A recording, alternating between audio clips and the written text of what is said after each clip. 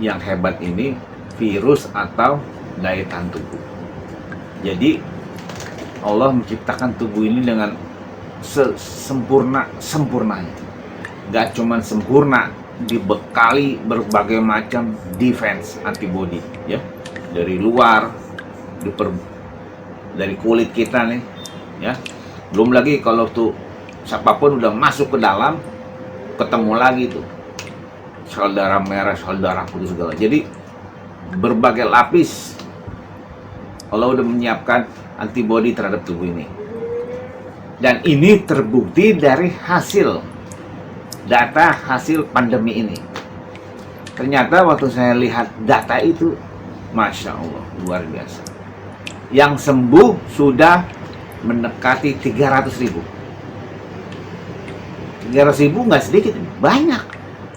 Dan yang menggembirakan, mereka bisa sembuh tanpa vaksin itu. Ternyata salah satu ada teman saya deh masuk Wisma Atlet. Ternyata di sana cuma disuruh istirahat, minum vitamin C, E, terus makan teratur. Itu doang yang dilakukan. Kalau itu yang dilakukan berarti kan mengaktifkan daya tahan tubuh itu. Ya. Jadi sekarang sebenarnya belum ada solusi sebenarnya ya. Vaksin itu belum ada. Dan mau nggak mau kita harus mengandalkan daya tahan tubuh. Dan terbukti daya tahan tubuh yang Allah ciptakan, Allah masukkan dalam tubuh kita ini bekerja sangat luar biasa sekali. Ya, bekerja sangat luar biasa sekali. Ini terjadi di India nih. Di India itu ada sekumpulan orang-orang suka berzikir ini ya.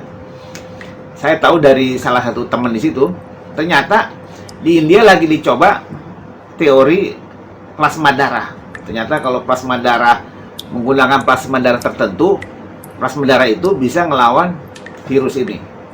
Ternyata yang dicoba plasma darah orang-orang yang berzikir. Ternyata plasma darah di sana proven untuk menghandle COVID ini. Ini kan berarti menunjukkan kehebatan daya tahan tubuh manusia ini. Ya. Dulu Louis Pasteur pernah bilang, bakteri virus lah yang menyebabkan kita sakit. Sampai suatu saat sesama rekan penelitinya, Claude Bernard bilang, bukan virus yang menyebabkan kita sakit, lemahnya daya tahan tubuh lah yang membuat virus itu bisa masuk dan menyebabkan kita sakit. Akhirnya begitu setelah sekian tahun, Louis Pasteur baru bilang, si Claude Bernard bener ngomong itu. Jadi yang menyebabkan virus itu masuk karena lemahnya daya tahan tubuh, bukan virus yang hebat. Cuman sekarang kita dijejali, dipaksa informasi sosial media kita yang jadi termakan itu, paranoid. Ketemu orang takut. Ada kolega saya, teman saudaranya dari kampung ke rumah, dia menggigil itu. Aduh, jangan-jangan bawa virus. Padahal saudaranya datang. Ini kan udah aneh ini. Mau silaturahmi susah. Lebaran kemarin kita merasakan itu. Mau sungkem serba salah. Padahal ketika Allah memberikan suatu cobaan, pasti Allah memberi suatu kekuatan. Dan kekuatan itu berupa daya tahan tubuh. Dari data yang Bapak Ibu silakan search, data COVID per today, yang sembuh itu udah mendekati 300.000, yang meninggal 8.000 atau berapa itu. Bahkan yang meninggal karena TBC puluhan ribu lebih banyak dibandingin karena corona itu. Yang kecelakaan lebih banyak daripada hanya corona gitu. Jadi ini membuktikan bahwa nikmat Allah berupa daya tahan tubuh ini nggak main-main ini ya. Dan terbukti kita survive berabad-abad. Dinosaurus nggak survive itu, punah dia. Karena daya tahan tubuhnya mungkin di satu level kalah dengan pandemi dan segala macam. Tapi kita manusia terbukti udah melewati berpuluh-puluh pandemi dan survive. Dan itu hanya bisa tentu dengan izin Allah dan kekuatan daya tahan tubuh kita. Makanya untuk bisa menguatkan ini, kita nanti akan pelajari banyak hal untuk itu. Cuman ini suatu bukti optimis ya, optimis. Kita jangan terlalu takut. kita punya Allah, kita punya pemberian nikmat dari Allah berupa daya tahan tubuh, gunakan itu. Ya. Kencangkan kita punya daya tahan tubuh dengan jaga sikap, jaga kolbu kita. Hasbunallah wa ni'mal wakil.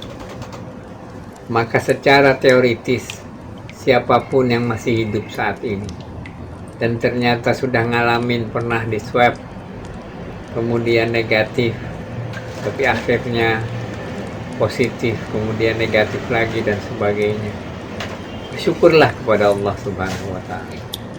Dan ketika Anda bersyukur, maka Anda bisa tertawa.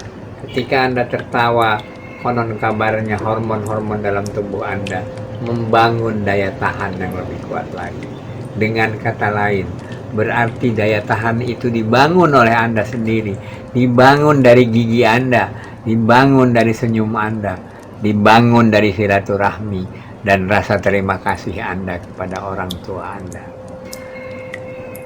Ada cerita, wah itu mah katanya orang tuanya ahli doa, makanya pantas dia masih tetap bertahan hidup.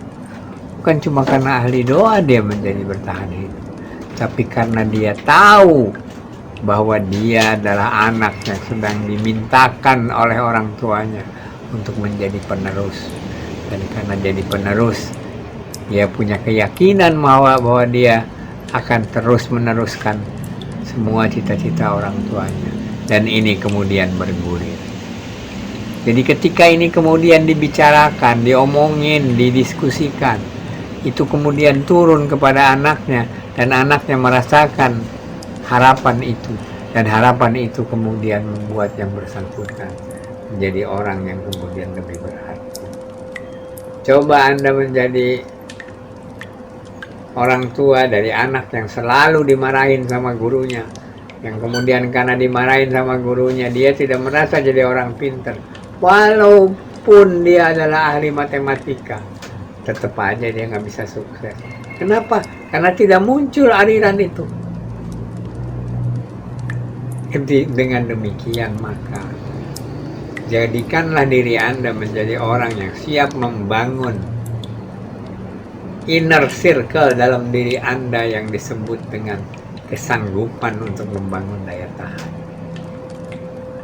Daya tahan ini memberikan kegembiraan. Saya sakit gula, teman-teman. Dan kawan saya yang sebangku dengan saya sudah menjadi ahli endokrinologi. Dan saya bilang sama teman saya, ini masalah nih, udah komplit gua, masalah dengan gula, gimana? Mau baca gula, kata dia. Iya, mana dong? Bikinin dalam prescription atau obat untuk saya beli di apotek. Jawaban dia cuma satu, dia bilang, nomor satu, kalau lu lagi punya utang, lupain dulu utang lu. Nomor dua, kalau gak ada duitnya, lunasin utang lu. Nomor tiga, yang selanjutnya adalah urusin penyakit gula lu dengan cara tersenyum, senang, bahagia, ajak anak cucu untuk senyum, ketawa, nikmatin hidup ini, karena hidup ini pemberian Allah, dan Allah memberikan khusus buat lo, kata dia. Dan saya tidak habis pikir, ini dokter apa dokter yang ngajarin? Tapi ternyata demikianlah dalam dunia kedokteran sekalipun, obat yang dipreskripsikan bukan sekedar obat yang harus ditembus, tetapi sesuatu yang harus dibangunkan. Kalau dalam bahasa pembahasan tadi, itu adalah sesuatu yang harus Anda in charge sendiri. Atau dalam konteks ini adalah bagaimana in charge-nya itu bisa Anda tumpahkan dalam perilaku kehidupan sehari-hari.